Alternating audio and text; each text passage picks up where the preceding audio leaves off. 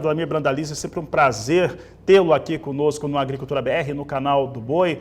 Um ótimo 2023 para você.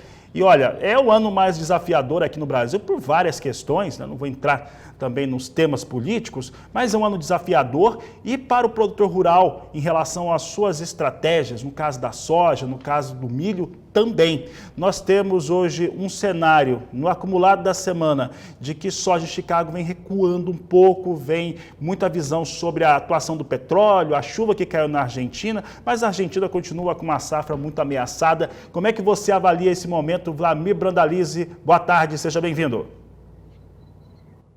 Boa tarde, Fabiano. Um grande ano para nós aí, né? Um ano que vai ser um ano de turbulência, mares revoltos, mas faz parte, né? O agro certamente vai conseguir superar isso aí, já superamos situações muito complicadas, mas estamos começando um ano, Fabiano, em que a soja passou a virada do ano aí acima de $15, é um fato histórico, então a cotação começou muito forte.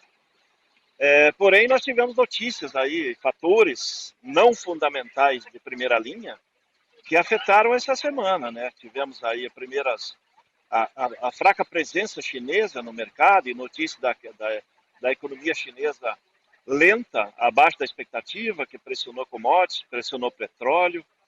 Depois Putin resolveu passear com a sua fragata de luxo armada aí pelo mundo, também pressionando os mercados, né? Assusta sempre o mercado nervoso. Dólar no Brasil também pressionando para cima na semana, ele acaba afetando Chicago, então nós acabamos perdendo aí os $15.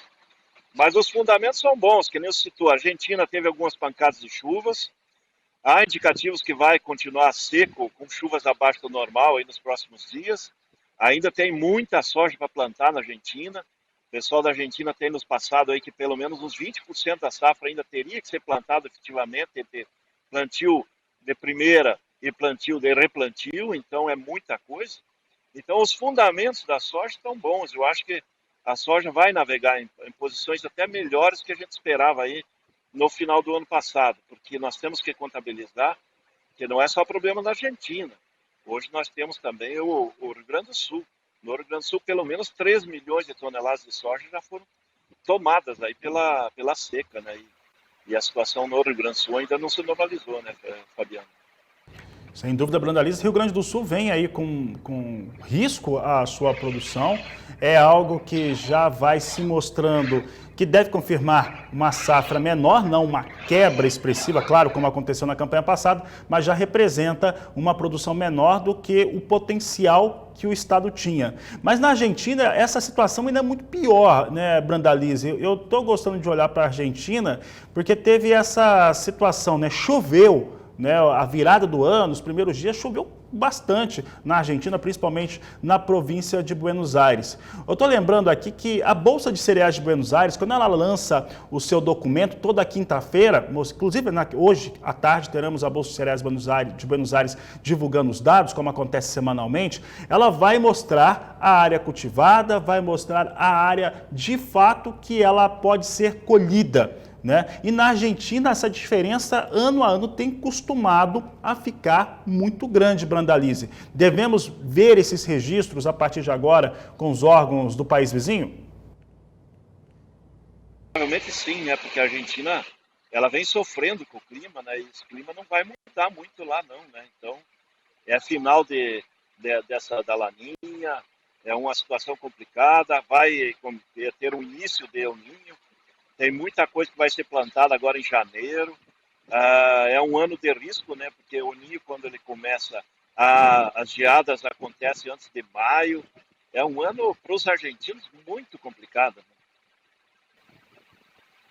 Nesse momento, como é que você avalia o cenário de oferta e demanda global de soja? Porque pelos números, os números ainda aqui no Brasil não mostram, no Brasil e na América do Sul, uma redução mais expressiva nas estimativas de produção, mas isso deve começar a ocorrer nesta semana. Como é que você avalia oferta e demanda global de soja neste momento? Olha, Fabiano, antes esperava-se aí muito perto de 400 milhões, 390 e poucos milhões de toneladas produção e consumo menor do que a produção.